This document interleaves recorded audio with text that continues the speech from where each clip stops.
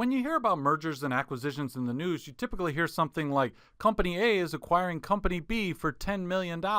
And that makes it seem like this $10 million is a fixed price.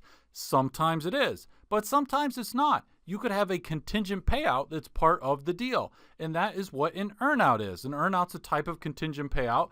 Specifically, it's an agreement that's going to allow the seller, okay, so the shareholders who own stock in Company B, let's say Company B is the target, okay, they're going to be entitled to receive additional money if the target company were to hit certain financial goals in the next few years. So, for example, if you are acquiring Company B, you say, you know what, I'll pay $10 million up front, but if in the next year your company's Company B's net income is at least $2 million, then I'll kick in an additional $500,000. So then you'd be paying $10 million plus potentially an additional $500,000 to the shareholders of Company B.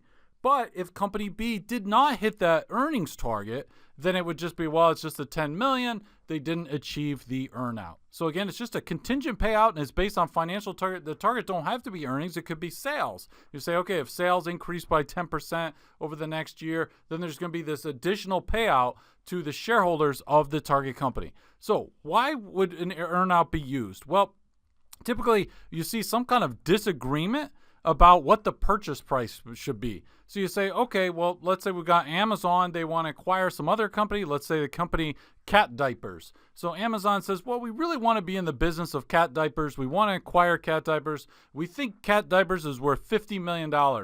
But Cat Diapers says, hey, wait a minute. We've got a really valuable company here.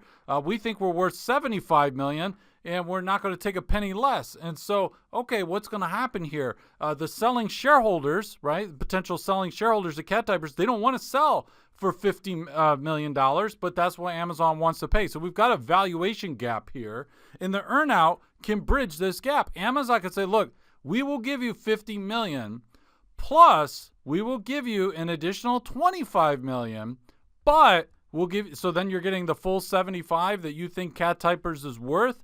But we're only going to give you this additional $25 million if Cat Diapers does $10 million in profit for each of the next 3 years.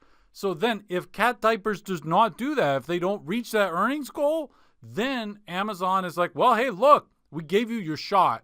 And so we're only paying the $50 million, right? We're not going to give you the extra $25 million because you didn't hit the goal. So if there's a discrepancy over what the value of the firm is, then the earnout could be like, okay, look, we'll meet you in the middle. Yeah, if the company does as well as you say it's going to do, we'll give you the extra $25 million.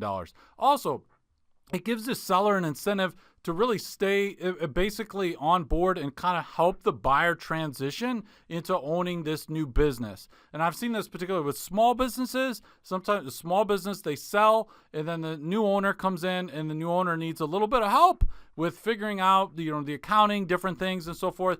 And sometimes when you say the seller, if there's no earnout or anything or no incentive for the seller to help the buyer, then the seller could just say, look, these are your problems. I sold you the business. And they just kind of walk away, don't reply to email and so forth. And the buyer could be frustrated. But when you have the earnout, now the seller has an incentive to make sure that, okay, well, things are going to go well, because if things do go well and a company hits some financial targets, I'm going to get more compensation. Okay. So an example of an actual earnout, the company Disney, they used an earnout when they acquired the company Club Penguin in 2007.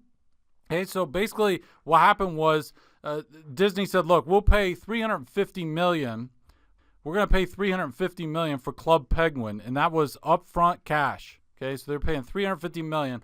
But they said, look, we'll give you an extra $350 million if you hit profit goals, right? So we've got these earnings targets. They didn't specify what they were, but they said in 2008, 2009, the next couple of years, so the deal was in 2007, and they said, okay, over the next couple of years, if you hit these earnings targets, we'll give you an extra $350 million, so then the deal would be for $700 million. So basically, Club Penguin had a chance, the shareholders of Club Penguin had a chance to get $700 million in total if Club Penguin was profitable, right? If they hit the targets that Disney had set for them.